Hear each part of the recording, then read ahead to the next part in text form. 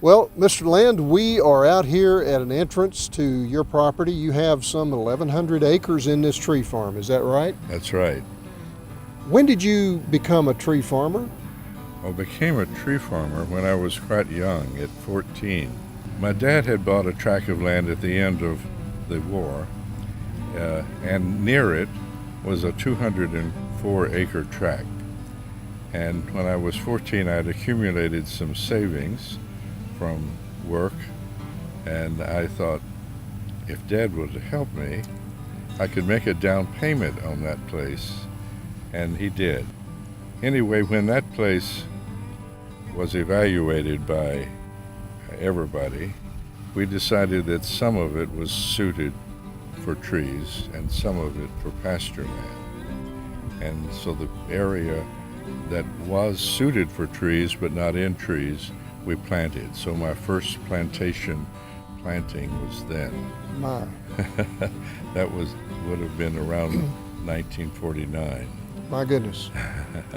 They did well. It made a lot of sense because I was going to school soon and would be away.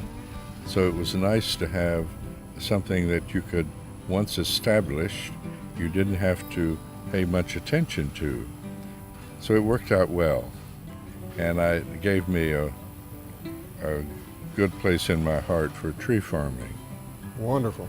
And with that in mind, you sort of told me, but why did you decide to become a tree farmer? Well, the land that we owned, that tract of land, needed to be planted in trees, in at least half of it, because it was hilly.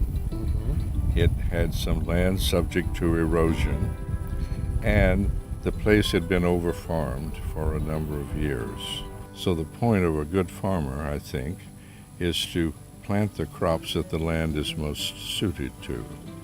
And in our area, which has rapidly become a huge livestock producing area, still has lots of land that is not really well suited for grazing. And there, very often, we can plant trees effectively. We are in the process of looking at your tree farm and seeing a lot of the activities that you've done here over the years.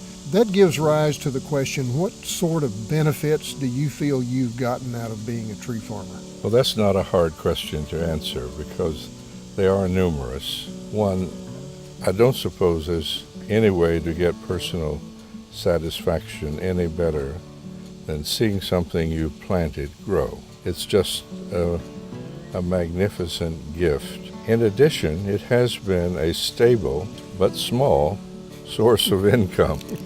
We have planted trees in places where that was the best thing to do with the land. Often this is on hilly land subject to erosion, and putting it in pasture would have provided very little benefit. So sometimes we have to do what is relatively better, but in agriculture that doesn't always ensure a huge income stream.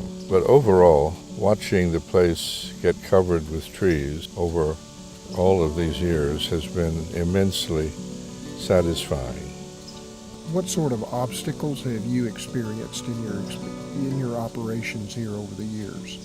Obstacles have mainly been financial. That is, the price of pulpwood and the price of sawtimber varies tremendously over a number of years. But even there, a tree farm gives you some protection that a rancher doesn't have. A rancher needs to market most of the calves he produces every year.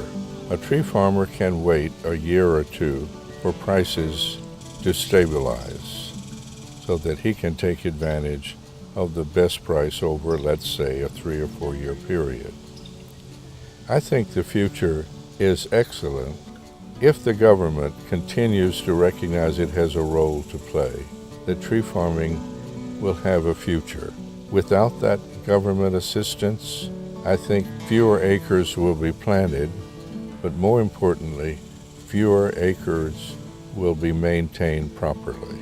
And it is undoubtedly the cheapest way for the government to help us in cleaning up and maintaining an environment for ourselves and, more importantly, for our children. Well, Mr. Land, we are at a really interesting feature on your property right here. Would you tell us a little bit about this?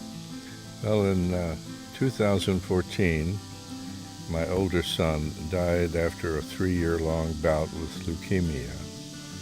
And he had a great affection for this spot on the ranch because it runs along a fault line, and it's about half of a mile trail that follows that fault line and gives astonishing views of the rest of the ranch. So he liked to hike over in this part of the ranch. And so after his death, we just carved out a little bit of the land here for a small memorial park. He was an artist, and he had done, when he was in art school, a model of the sculpture that's behind us. And Steve Nicholas, who lives on the ranch, executed it in steel, and his ashes are buried there in that fault line. He actually knew that we were going to do that before he died, and he seemed to like that idea a lot. Anyway, we've tried to keep it natural looking. There's lantana that you see in all the cemeteries in East Texas, crepe myrtle along the walkway, but everything else, all we did was selectively cut pine trees so that they had good spacing and would grow in their natural form as well as you could hope for. Wonderful. It's a real honor to him, and I'm glad he got to find out about it before he passed. Thank you. Thank you, sir.